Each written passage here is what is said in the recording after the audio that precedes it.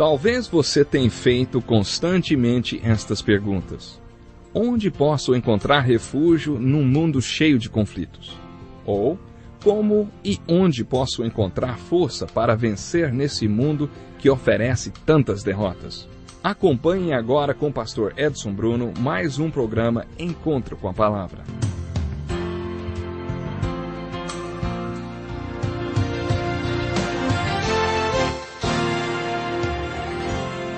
Seja bem-vindo a mais um estudo do Evangelho de João, versículo por versículo. No último programa, falamos sobre o encontro que Jesus teve com uma mulher samaritana. E esse encontro levou essa mulher ao novo nascimento. Para o estudo de hoje, abra sua Bíblia no Evangelho de João, ainda no capítulo 4, versículo 35. O encontro de Jesus com a mulher samaritana nos deixou uma lição sobre como ganhar almas. E é isso que veremos no programa de hoje.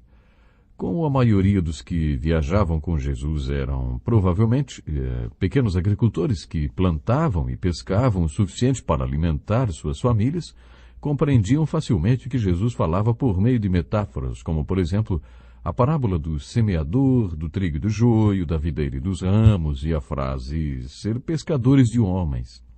Eles estavam falando sobre o tempo da colheita, que começaria em 4 meses, e como era importante que eles estivessem em casa neste período. Provavelmente Jesus estava fazendo referência à conversa deles, quando disse: "Vocês não dizem daqui a 4 meses haverá colheita? Eu lhes digo, abram os olhos e vejam os campos, eles estão maduros para a colheita." Esta é uma das maiores exortações de Jesus. O que motivou Jesus a dizer: "Abram os olhos e vejam os campos, eles estão maduros para a colheita"? Jesus tinha acabado de ter aquele encontro com a mulher samaritana.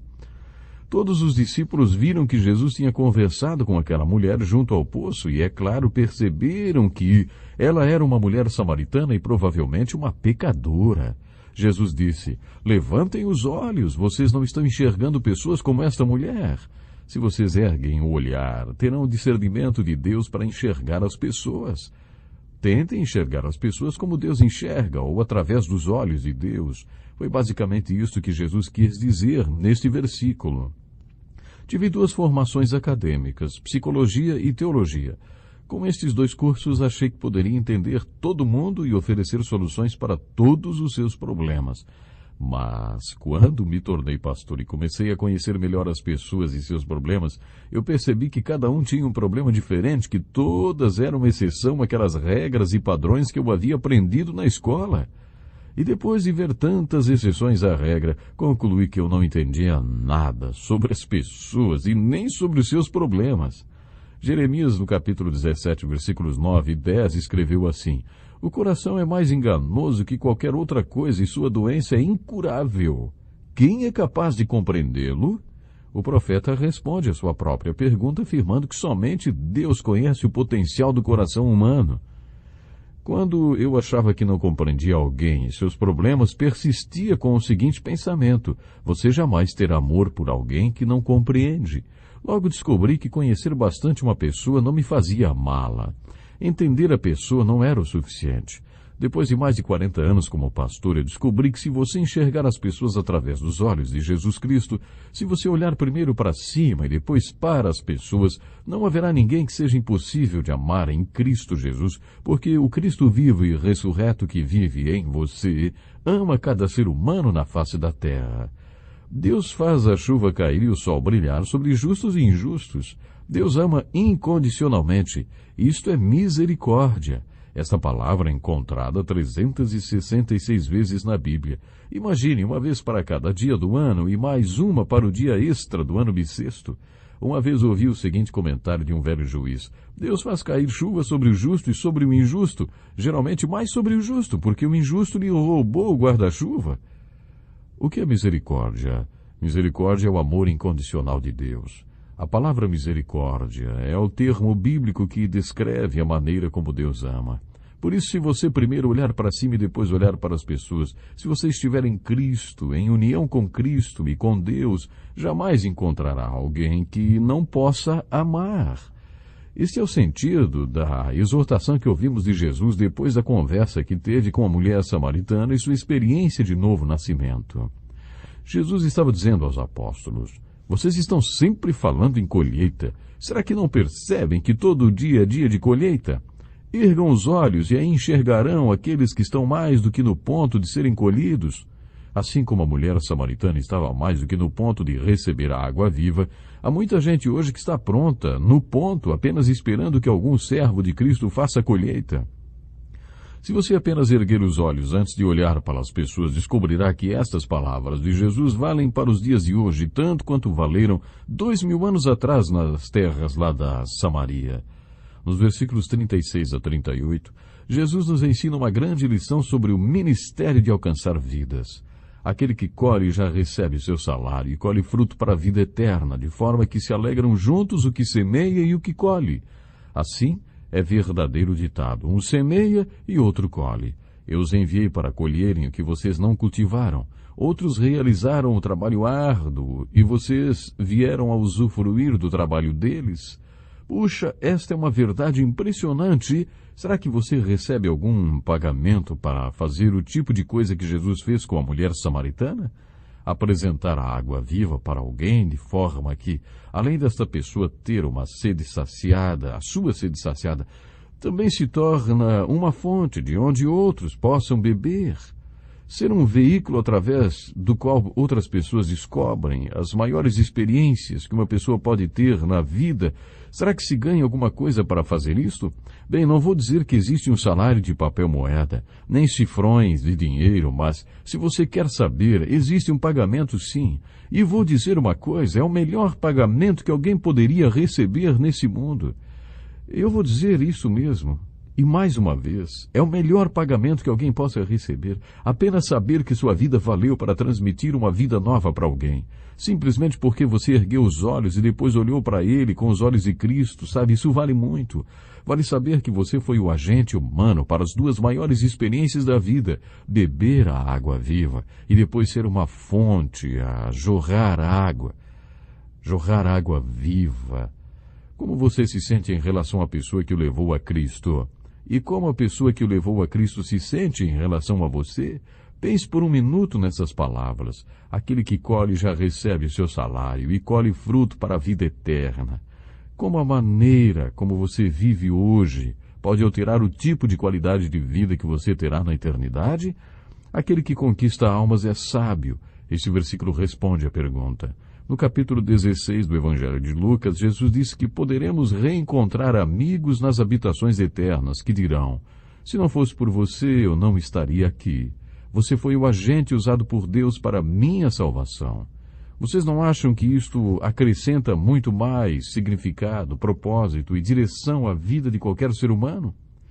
A seguir, Jesus fala sobre semear e colher, e afirma que existe sim um salário, e que o fruto vale para a vida eterna, tanto para o que semeia como para o que colhe. Ambos se alegrarão juntos.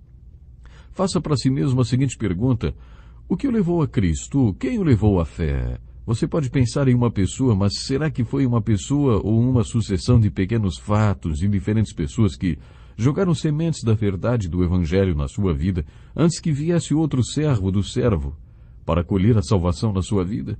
Talvez a sua avó, seu avô, talvez um professor de escola dominical, um pastor também tenha contribuído, quem sabe? Tantas pessoas plantam sementes em nossos corações até que um dia vem alguém e finaliza esse processo. É a colheita. Essa pessoa que consideramos um ganhador de almas ou formador de discípulos é quem está colhendo. Sempre que uma pessoa leva alguém a Cristo, ela está colhendo o que alguém plantou. Jesus estava treinando seus discípulos para que eles soubessem colher, mas disse: eu os enviei para colherem o que vocês não cultivaram. Outros realizaram o trabalho árduo e vocês vieram a usufruir do trabalho deles. Ter alegria de colher é ter a alegria de levar alguém a Cristo. Que alegria ser um agente do novo nascimento! Talvez você seja um pastor, ou um evangelista, ou um professor da escola dominical, ou aquela pessoa que anuncia o evangelho para as pessoas com quem tem a chance de conversar. É maravilhoso quando você fala do Evangelho para alguém, quer seja para um grupo ou para uma pessoa em particular, e a pessoa recebe a Cristo e coloca fé e confiança em Cristo Jesus, é salva, se converte, nasce de novo.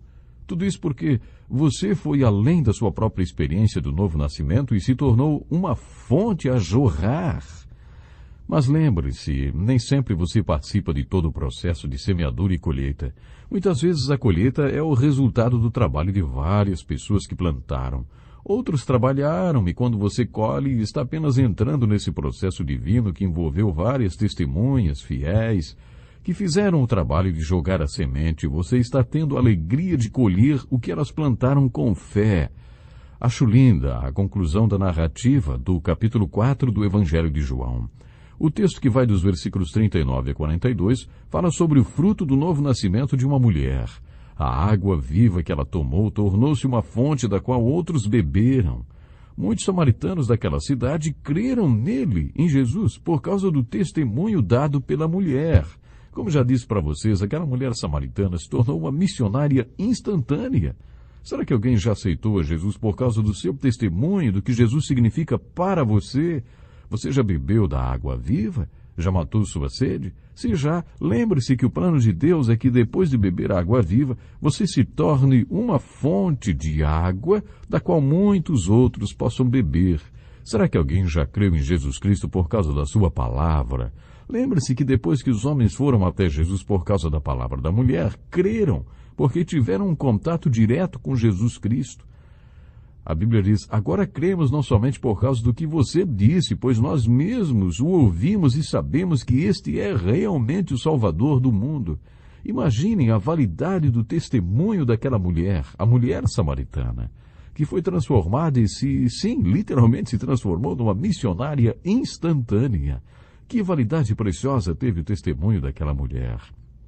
Se você tiver a bênção de levar outras pessoas a Cristo, lembre-se que o seu objetivo é que elas tenham sua experiência própria com Ele, isto é, que tenham um relacionamento pessoal com Jesus. Agora que já estamos concluindo o estudo do capítulo 4 do Evangelho de João, eu gostaria de saber se você encontrou nesse capítulo as respostas para as perguntas. Quem é Jesus? O que é fé? E o que é vida? Fé é arrependimento, conforme vimos no último estudo. Fé é ir e ver por si mesmo. Fé é perguntar. Se você soubesse com quem estava falando, o que pediria? Fé é deixar de lado o seu pote de água, o símbolo da sua sede, e substituir pelo símbolo da fonte da água viva. E o que é vida? Vida é saciar a sua sede, é saciar a sede. Vida é a água viva. Vida é viver essas duas experiências, o novo nascimento e ser um agente do novo nascimento, para que outras pessoas possam também nascer de novo. Ficamos por aqui. Deus lhe abençoe.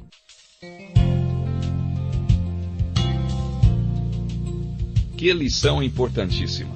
Obrigado, pastor Edson Bruno. Prezado ouvinte, coloque em prática o que você ouviu aqui. Sem dúvida, sua vida será grandemente abençoada. Este é um estudo escrito pelo Dr. Dick Woodward, na voz do pastor Edson Bruno. Escreva-nos e solicite o material. Nosso endereço é Encontro com a Palavra, Caixa Postal 2011, CEP 89201-970, Joinville, Santa Catarina. Até o nosso próximo Encontro com a Palavra.